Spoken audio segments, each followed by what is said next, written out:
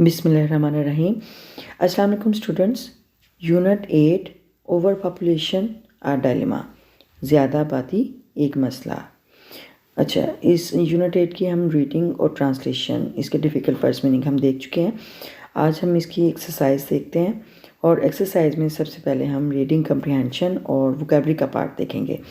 और reading comprehension में सबसे पहले जो हमारे पास एक्टिविटी है वो है read the meanings of the words below, यानी हमने ये जो नीचे दिए गए जो अल्फाज हैं इनके मीनिंग हमने रीड आउट करनी है।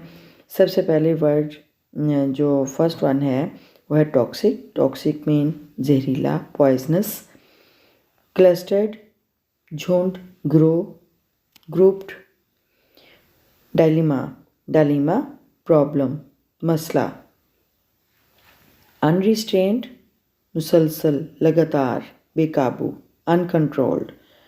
इंटरजनरेशनल इन्वॉल्विंग सेवरल जनरेशन्स, यानी बहुत सी नस्लों का शामिल होना, नस्ल दर नस्ल। ओके, नेक्स्ट हमारे पास है आंसर द फॉलोइंग क्वेश्चंस, यानी हमारे पास कम्प्रीहेंशन क्वेश्चंस आ गए। और इसमें first one is how has the world change from the past, कि दुनिया जो है वो माजी से कितनी चेंज हो गई, कितनी बदल गई है। What consequences are we facing due to over population, यानी ज़्यादा आबादी की वजह से हम कौन से क्या नताइज का हम सामना कर रहे हैं, तो ये देखेंगे। और नेक्स्ट हमारे पास आ जाता है how are we polluting our environment, कि हम अपनी इन्वायरमेंट को, माहौल को किस तरह आलूदा कर रहे हैं।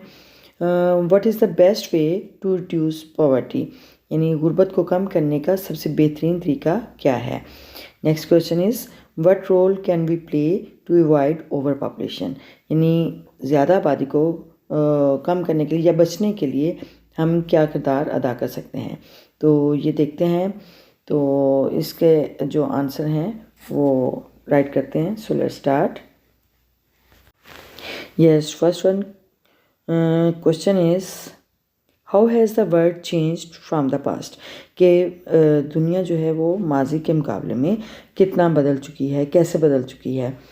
To answer this question is the world has changed in a way that in the past people had not even needed air conditioners during summer because of the shadows of the trees, dark shadows of the trees, यानी दुनिया इस तरह से बदल गई है कि बहुत से, यानी माजी में लोगों को ज़रूरत नहीं होती थी एयर कंडीशनर्स की।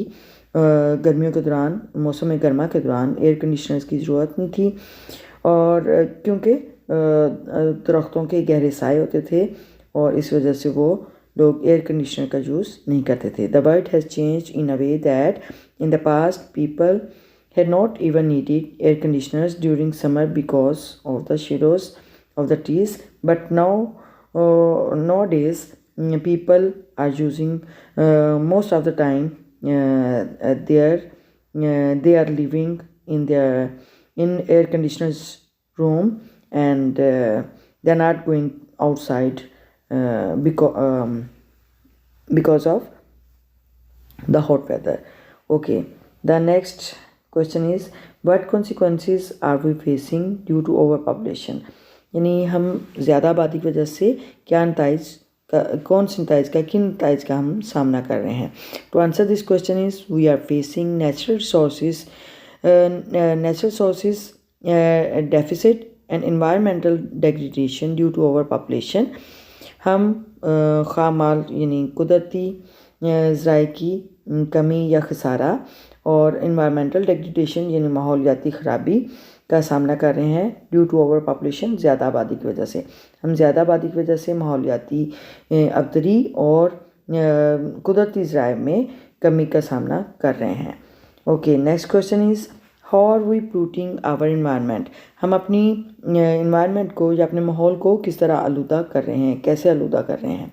To answer this question is factory smoke and waste is polluting our environment, यानी फैक्ट्री का धुआं और गंदगी वो हमारी माहौल को आलूदा कर रहे हैं।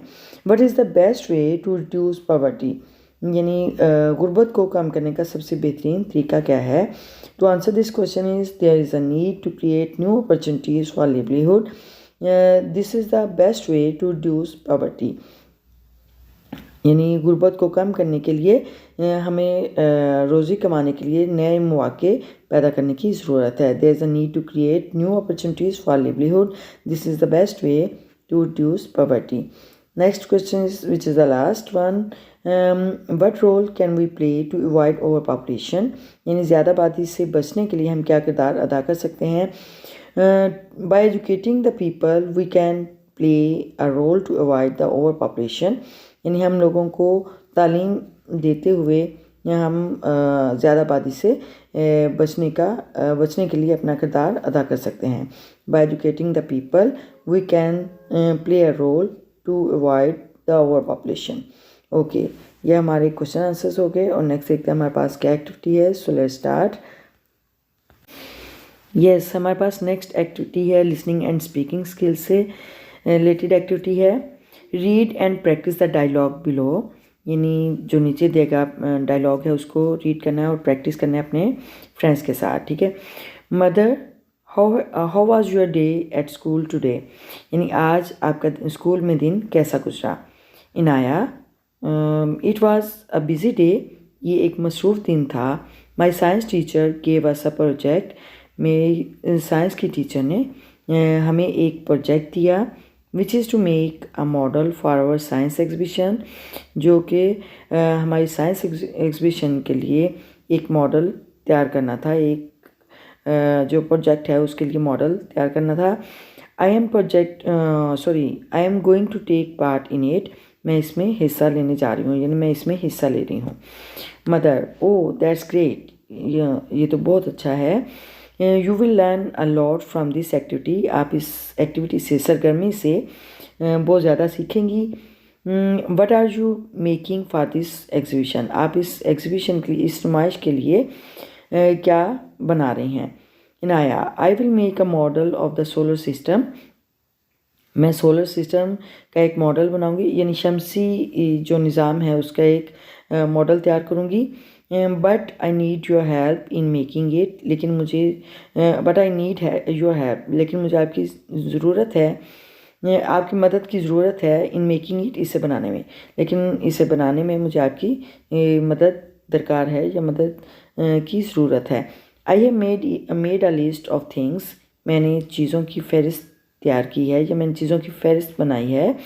विच I need for this project. जो कि मुझे इस प्रोजेक्ट के लिए चाहिए या जिनकी मुझे इस प्रोजेक्ट के लिए ज़रूरत है. Can you please go with me to the stationery shop. Can you please go with me. क्या आप मेरे साथ जा सकती हैं टू द स्टेशनरी शॉप पर. Okay. Mother, of course I will help you.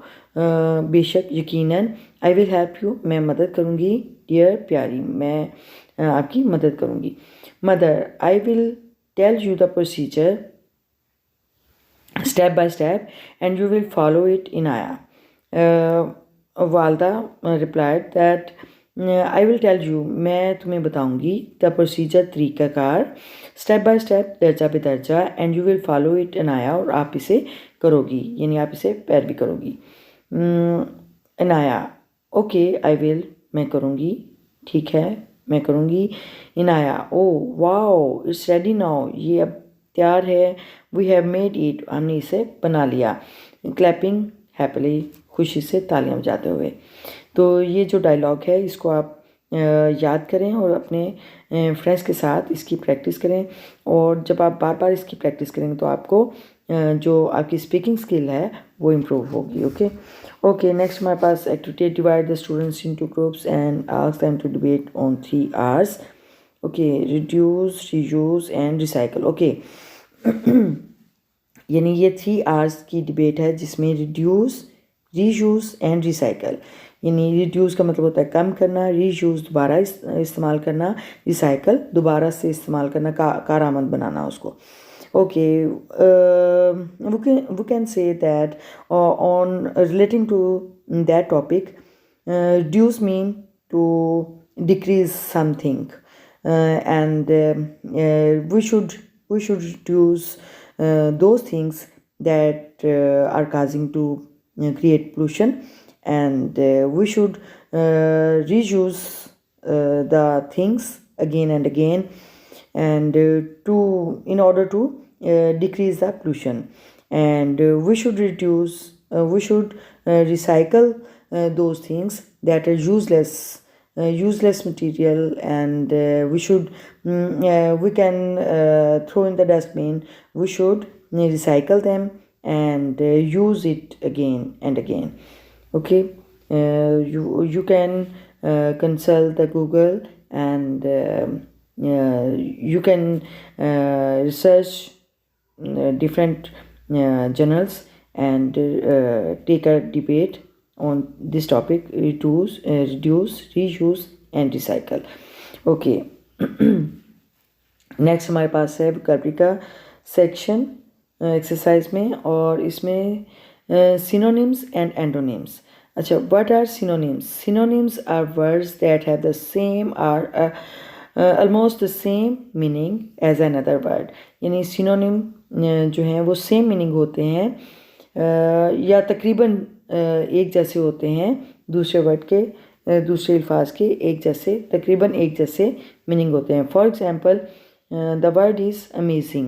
Amazing has the synonyms as surprising, stunning, astounding. ठीक है, amazing हैरान कुन, हैरान, शानदार, सरप्राइजिंग, स्टनिंग, एस्टॉनिंग, ये सारे इसके सिनोनिम हैं.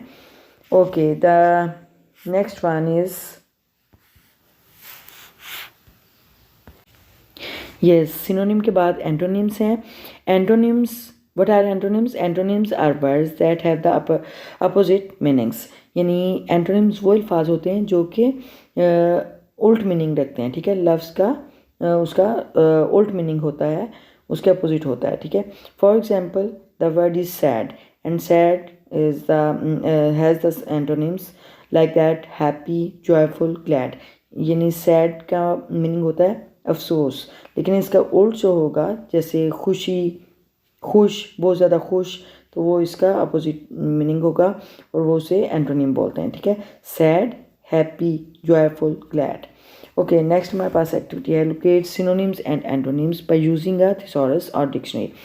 यानी डिक्शनरी या थिसॉरस को यूज़ करते हुए हमने सिनोनिम और एंटोनिम को लोकेट करना है, वो देखना है. ठीक है, look at the following picture of thesaurus dictionary and observe synonyms and antonyms of this words. Okay, ये हमारे पास डिक्शनरी का एक पेज है और उसमें डिफरेंट सिनोनिम्स एंड एंटोनिम्स दिए गए हैं. ठीक है, तो उसमें सबसे पहले हमारे पास जैसे compliance, better, accessory, ally, assistant, associate, confederate, ये सारे सिनोनिम हैं. ठीक है, कंप्लाइंस मुकम्मल करने वाला, बेटर बेहतर करने वाला, एक्सेसरी यानी मुकम्मल करने वाला, अलाई इत्तेहादी, असिस्टेंट मदद करने वाला. यानी ये सारे मिलते जुलते ऑलमोस्ट सेम मीनिंग, तकरीबन एक जैसे मीनिंग होते हैं. ठीक है, और ये जो ANT है ये एंटोनिम को शो करता है एडवर्सरी यानी मुखालिफ, एनिमी दुश्मन, अपोनेंट मुखालिफ, राइवल मुखालिफ. यानी सारे ये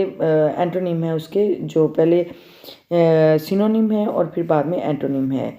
इसी तरह राइवल तक जो हैं वो इसके एंटोनिम है, और फिर आगे से आ जाता है नेक्स्ट वर्ड आ जाता है accomplish, achieve, attain, complete, consummate, do, effect, exact, execute, finish, fulfil, manage, perform.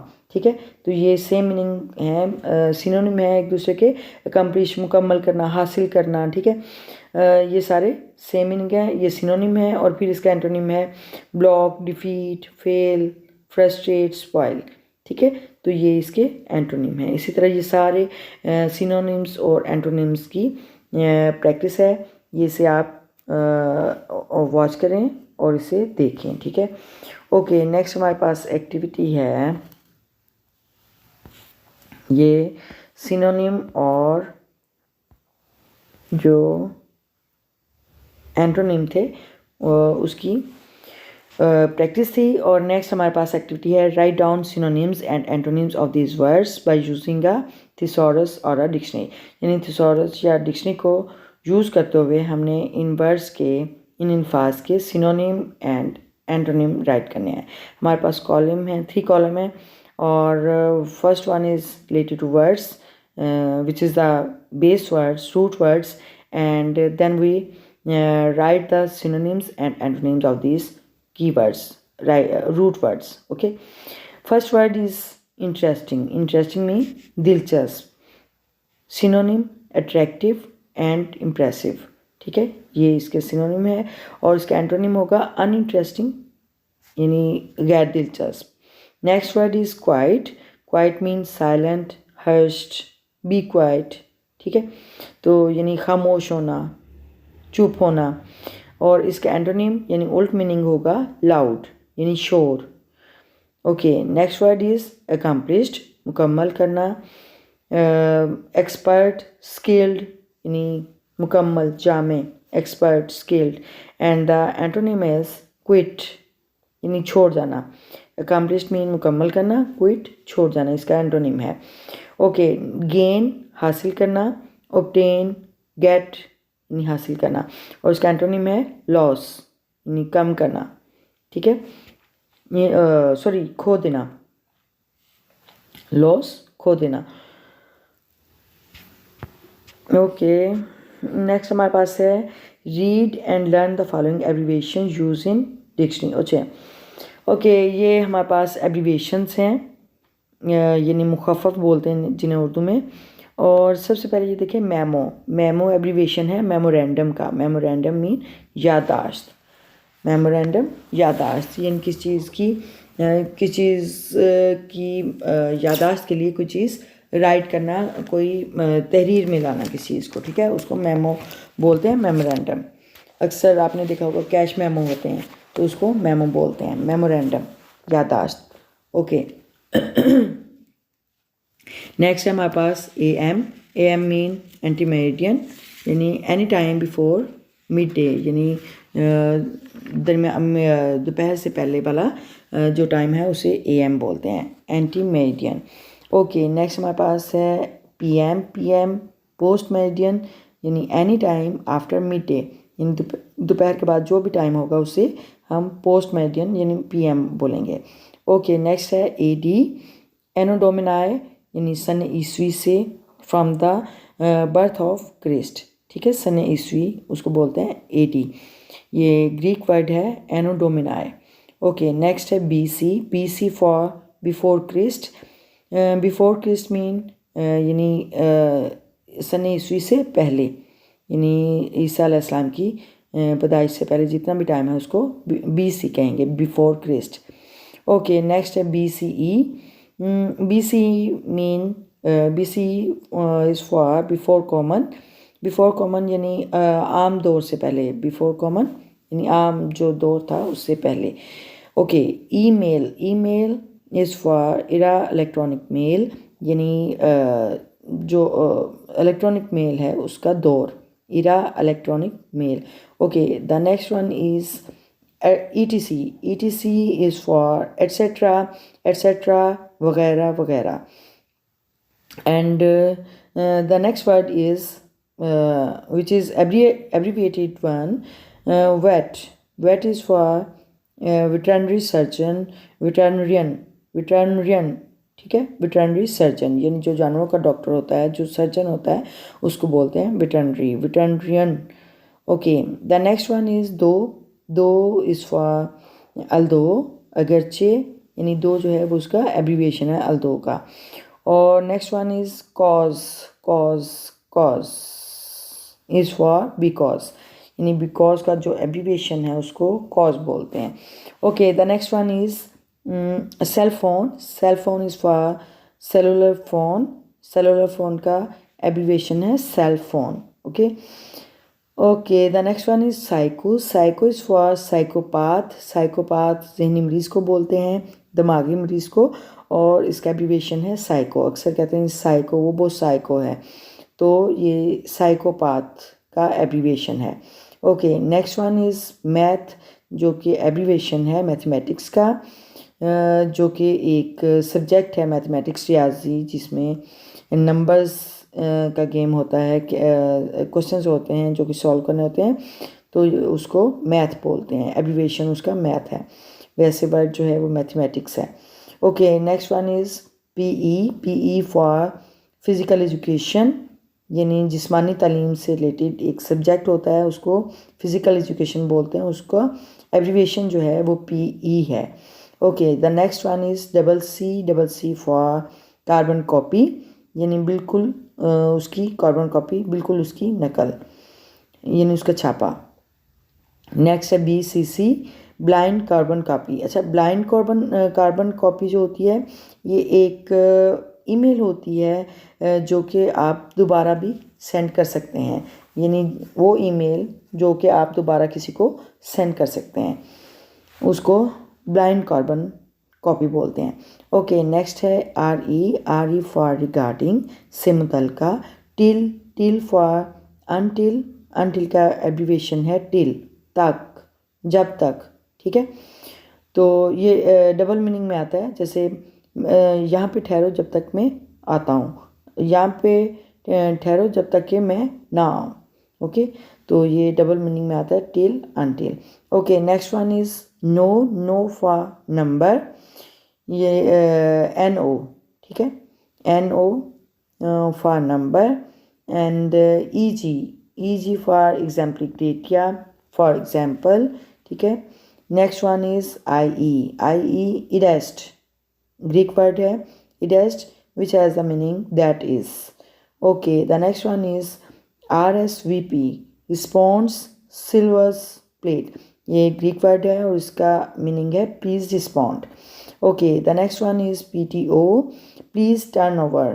Please turn over का एब्रीविएशन है PTO। नेक्स्ट है CV फॉर करिकुलम विटाए। करिकुलम विटाए अक्सर आपने देखा होगा कि जो करिकुलम से रिलेटेड जो इन्फॉर्मेशन होती है उसको हम CV में राइट करते हैं, यानी एक ही पेज पर सारी जो इन्फॉर्मेशन है करिकुलम से, जो आपकी करिकुलम यानी अचीवमेंट्स हैं वो आपने उस पर राइट करनी होती हैं, उसको CV बोलते हैं, CV करिकुलम विटाए। ओके, ये आज हमारा एक्सरसाइज यूनिट 8 का रीडिंग कम्प्रीहेंशन और वोकैबुलरी का पार्ट कंप्लीट हुआ। इंशाल्लाह we will do the next which is related to grammar and writing skill, and we will do it tomorrow. And if you have learned something useful from this video, please place a good comment in comment box and share the video with your friends, and press the like button as well. And if you are the new one on this channel, please subscribe my channel, and don't forget to press the bell icon button so that you receive the new notification of new lesson. And remember me in your prayers. See you soon in the next video. Till then, Allah Hafiz.